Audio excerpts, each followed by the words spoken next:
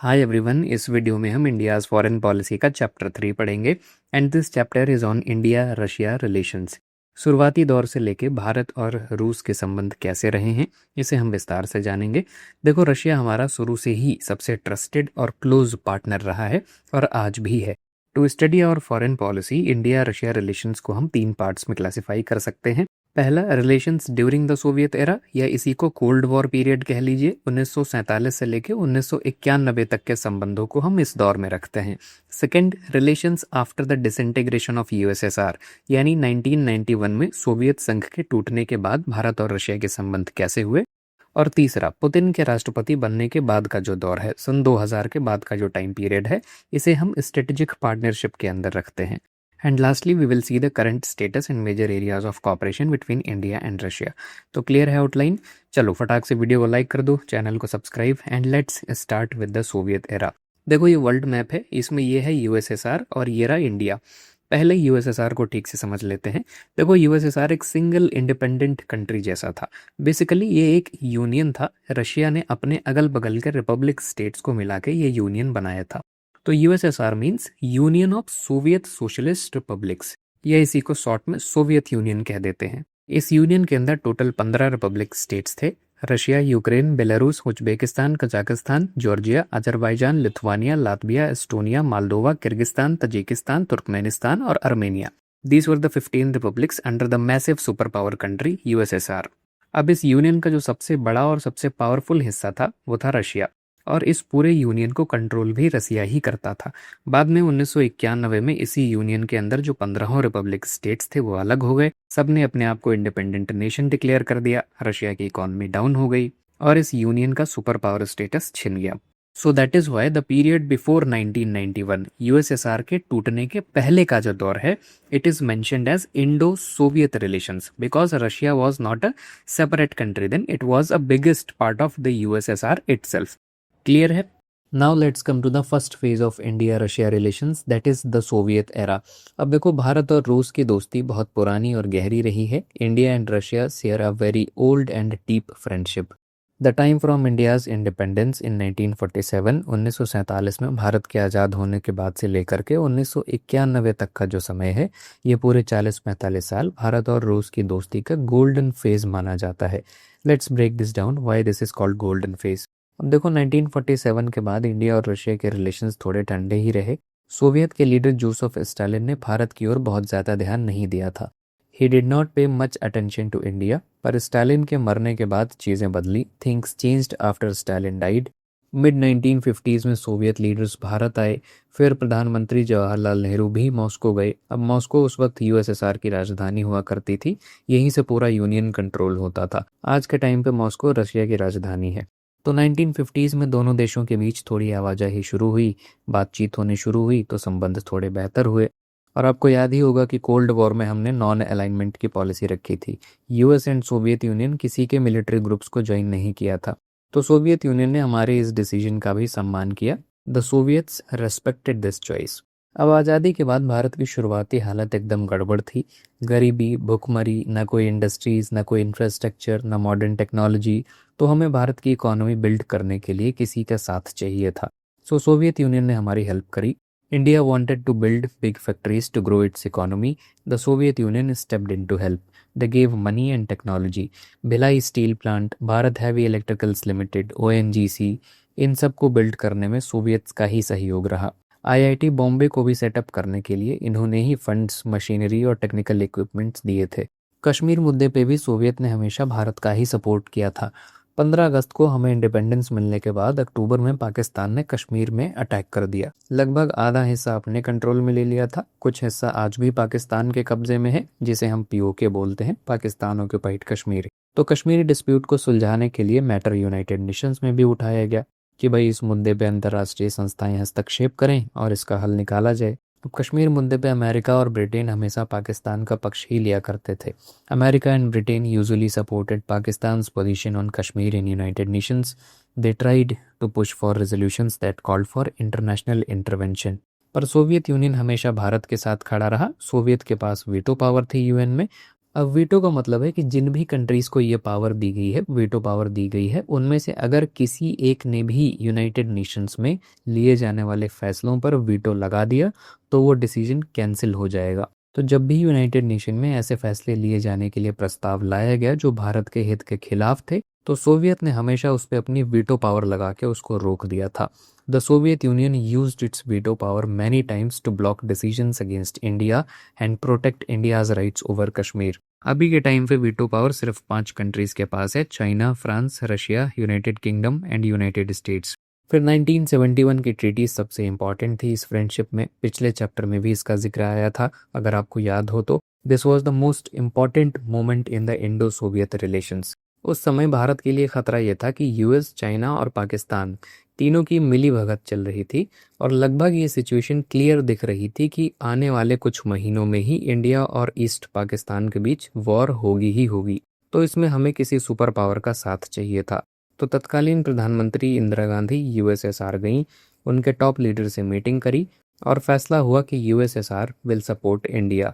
So to protect itself, India signed the Indo-Soviet Treaty of Peace, Friendship and Cooperation। Bharat और Soviet संघ के बीच इस समझौते का मतलब ये था कि अगर किसी ने भारत पे अटैक किया तो सोवियत यूनियन हमारी मदद के लिए आ जाएगा।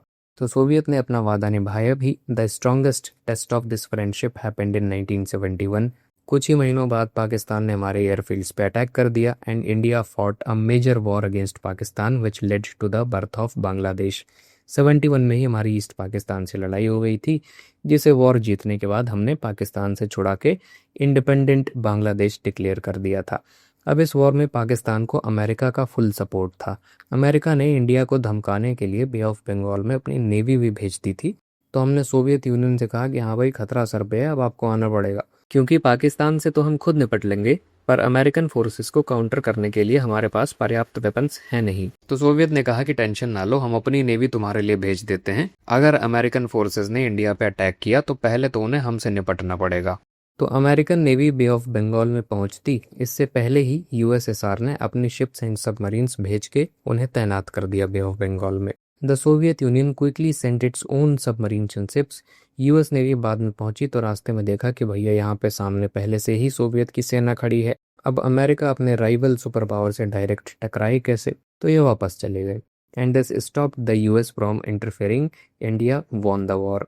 तो ये था इंडिया सोवियत रिलेशंस का गोल्डन फेज, जिसमें यूएसएसआर ने हमारी इकोनॉमी बिल्ड करने में मदद करी, कश्मीर इशू पे हमारा साथ दिया, 1971 में ट्रीटी हुई, इंडिया पाकिस्तान वॉर में भी हमारा साथ दिया और साथ ही साथ हम लगभग 60 to 70% अपने military weapons, fighter jets, navy ships वगैरह सब सोवियत से ही खरीदते थे, क्योंकि उस वक्त हमारी अपनी टेक्नोलॉजी इतनी ज़्यादा डेवलप्ड नहीं थी कि हम खुद से आधुनिक हथियार बना सकें।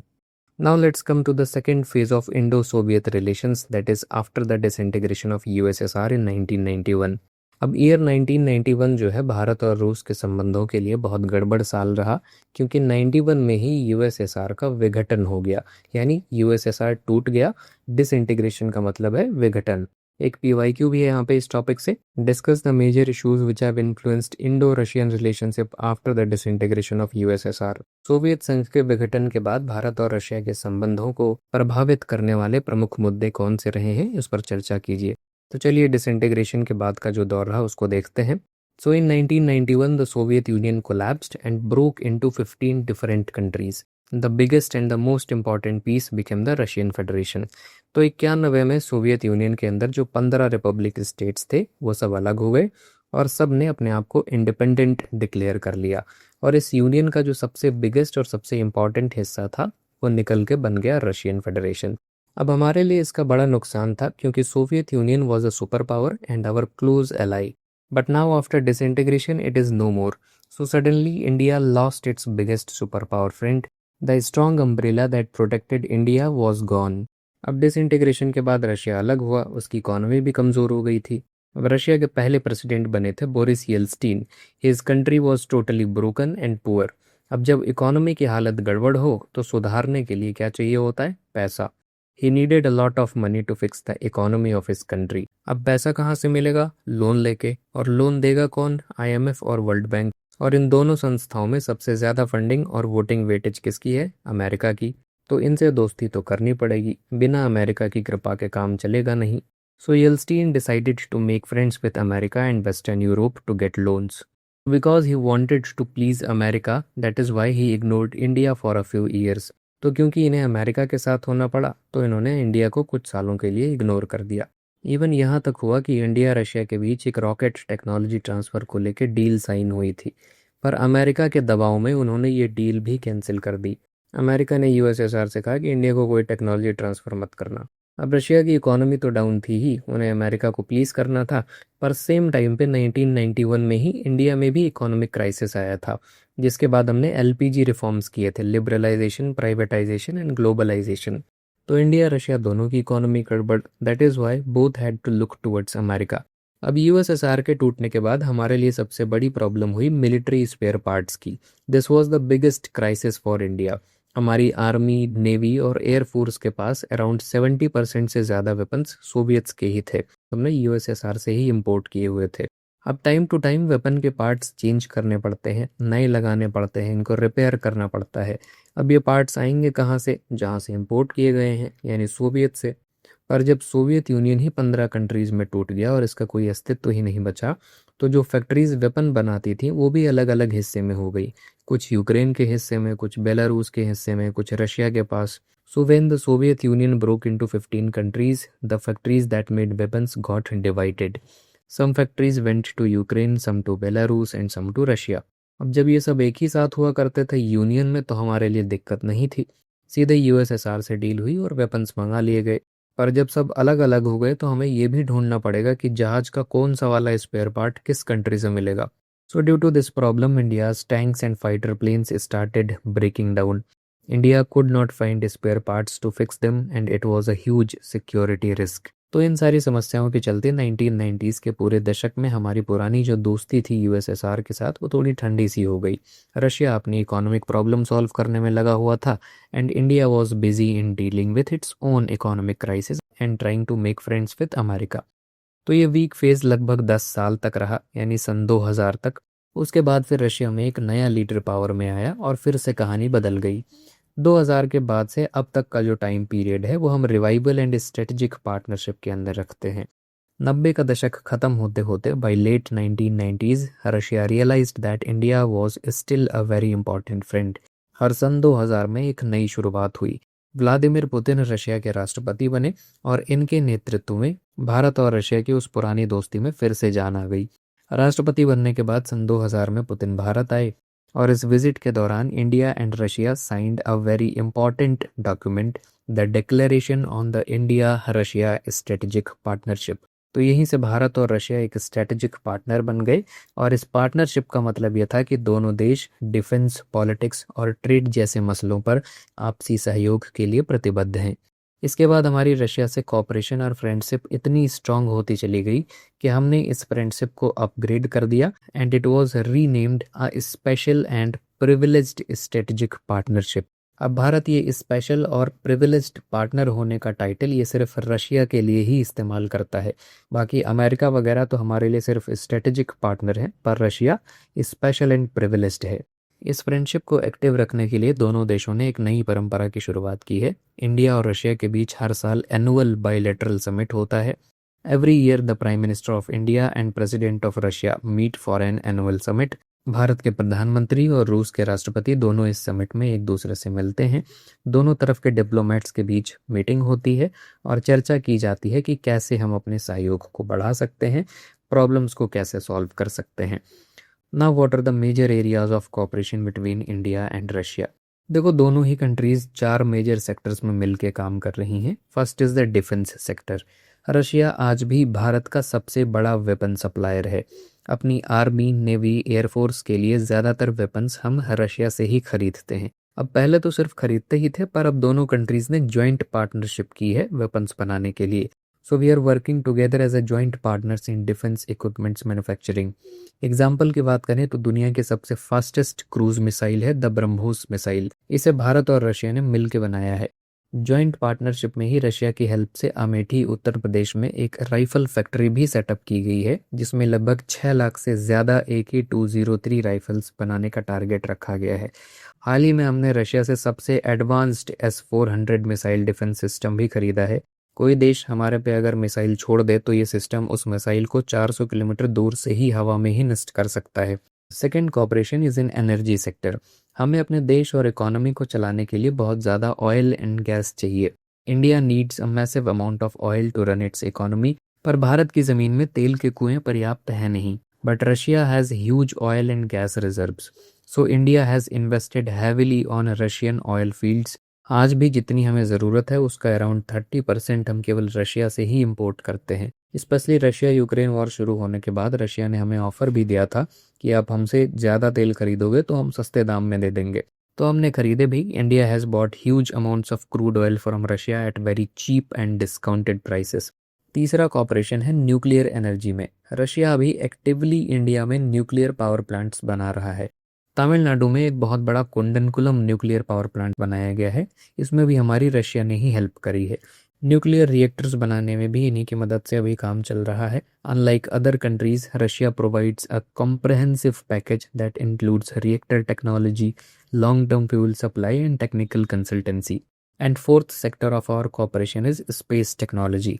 भारत के अंतरिक्ष प्रोग्राम में भी रशिया ने हमेशा हेल्प करी है। 1984 में राकेश शर्मा पहले भारतीय बने जिन्हें अंतरिक्ष में भेजा गया था। वो सोवियत के रॉकेट में ही गए थे और ये स्पेस मिशन इंडिया और सोवियत का ज्वाइंट मिशन था। अभी तक सिर्फ अमेरिका, रशिया और चाइना ही अपनी टेक्नोलॉजी और रॉकेट्स डेवलप करके मनुष्यों को अंतरिक्ष में पहुंचा पाए हैं। इंडिया अभी अपने स्पेस मिशंस पर काम कर रहा है। हम अपने खुद के रॉकेट्स डेवलप कर रहे हैं ताकि हम ह्यूमंस को सेफली अंतरिक्ष में भेज सकें। इसी मिशन का नाम गगनयान है। It is our first human space flight mission, जिसमें 4 इंडियन एस्ट्रोनॉट्स को स्पेस में भेजा जाएगा। हमारे इन चारों एस्ट्रोनॉट्स को रशिया ने ट्रेनिंग भी दी है। नासा के एक मिशन पे इन्हीं में से एक शुभांशु शुक्ला हाल ही में भी इंटरनेशनल स्पेस स्टेशन भी गए थे। तो गगनयान पर अभी काम चल रहा है। 2027 में इस मिशन को लॉन्च करने की तैयारी है। अब ऐसा नहीं है कि सारी चीज़ें अच्छी ही हैं हमारे रिलेशंस में, कुछ चैलेंजेस भी हैं, चुनौतियां भी हैं।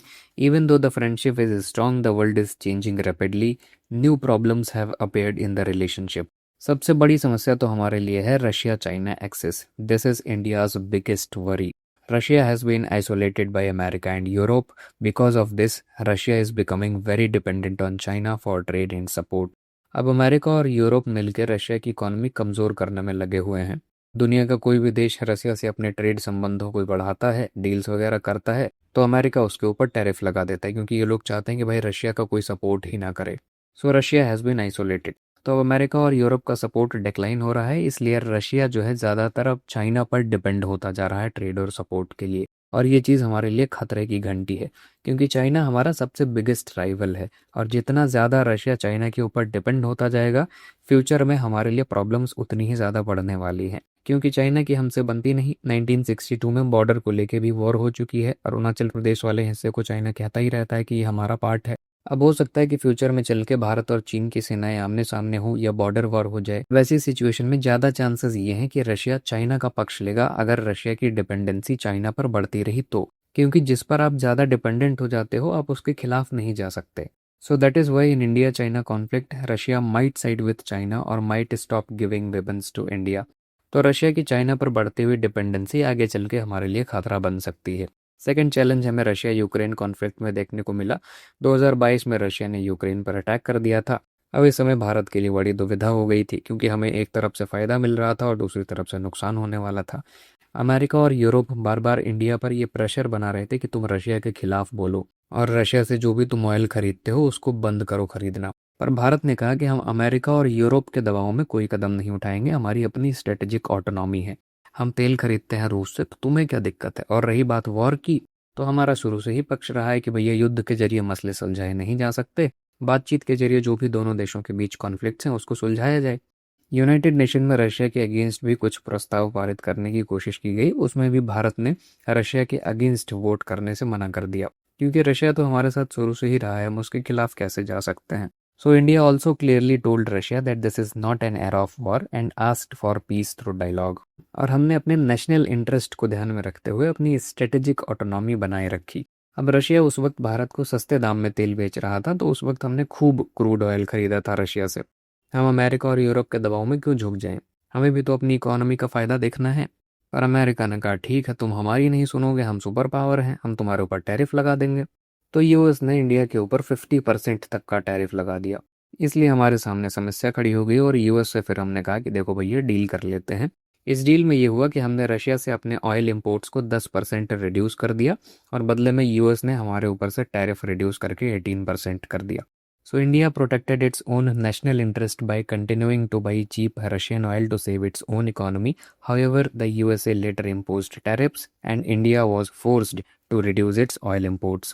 तीसरा चैलेंज है रशिया पाकिस्तान टाइज। अब ऐतिहासिक रूप से देखा जाए तो रूस जो है हमेशा पाकिस्तान से दूर ही रहा है।